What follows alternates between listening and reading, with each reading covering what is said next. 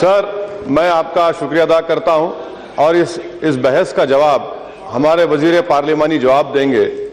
मैं उनके जरिए से पूछना चाह रहा हूं, क्या ये बात सच नहीं है कि हमारे वजीर आजम ने कहा कि जब उनसे पूछा गया आपका मजहब क्या है तो वजीर आजम ने कहा इंडिया फर्स्ट।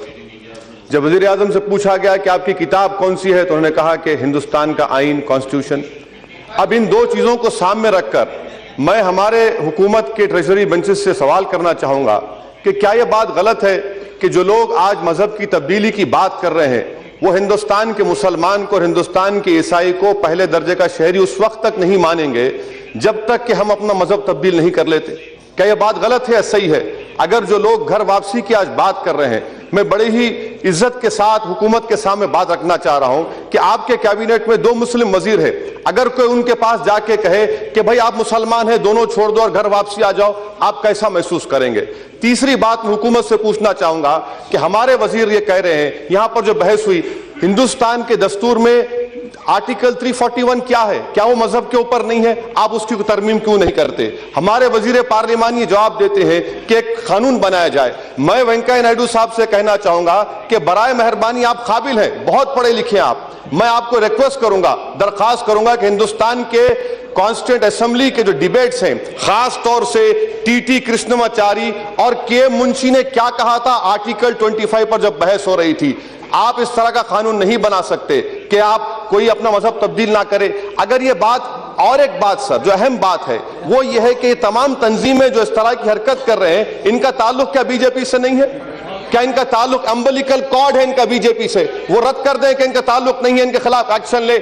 प्राइम मिनिस्टर एक बात कहते हैं, वजीर खारजा एक बात कहते हैं, आप हिंदुस्तान में एफडीआई लाना चाहते हैं। क्या इस तरह के बातों से एफडीआई आएगा? क्या इस तरह के दहशतगर्दी के बातों से, फसाद कराने से क्या हिंदुस्तान में ग्रोथ होगी? क्या हिंदुस्तान मजबूत होगा? यह हुकूमत पर मुनहसर है, हुकूमत क्या चाह रही है? हुकूमत यह कहती है कि कानून लेकर आएंगे। मैं वेंकैया जी से पूछना चाह रहा हूं कि भाई साहब, Hindu minority guardianship act 1956 section 6 क्या तरमीम करेंगे? Hindu adoption maintenance act 1956 section 7, 8, 9, 11 तरमीम करेंगे? हिंदू मैरिज एक्ट 1955 सेक्शन 13 क्या उसको बर्खास्त करेंगे? हिंदू सक्सेशन एक्ट सेक्शन 26 क्या उसको निकालेंगे? ऐसा नहीं हो सकता। आखिर में सर, मुझे अफसोस है कि हमारे हिंदुस्तान के बहुत बड़े कायद हैं उत्तर प्रदेश के, वो अपनी तकरीर में कहते हैं कि उत्तर प्रदेश कुछ भी नहीं है, उत्तर प्रदेश में कुछ हो रहा ही नहीं है। क्या नहीं हो रहा है? उत्तर प्रदेश में तो ही हो रहा है। अगर आप और बीजेपी मिले हुए नहीं होते तो आप एक्शन ले लेते वहां पर आरएसएस और बजरंग दल के खिलाफ। 2 दिन के बाद भी एक्शन नहीं लिया। 200 लोग मारे, कोशिश कर रहे हैं। अलीगढ़ में इतना गड़बड़ हो रही है। अरे आप नूरा कुश्ती करना छोड़ दीजिए। इसीलिए हम हुकूमत से मुतालबा करते हैं कि आप, अगर आपका मजहब हिंदुस्तान फर्स्ट है, अगर आपकी किताब कॉन्स्टिट्यूशन है, बंद करिए आपके लोगों को। ये बजरंग दल, आरएसएस के लोग आपके लोग हैं और हम डरने वाले नहीं हैं। हम अपने मजहब पर चलेंगे। मुझे जितना फख्र हिंदुस्तानी पर है उतना फख्र मुसलमान होने पर है। ना ईसाई डरेंगे ना मुसलमान डरेंगे। आप लाख कोशिश कर लीजिए, हम मजहब तब्दील करने वाले नहीं है। मुल्क को बचाना है, मुल्क को मजबूत करना है तो अपने जोकरों को रोको, अपने चमचों को रोको, अपने चाहने वालों को रोको, यह मुल्क बचेगा। शुक्रिया।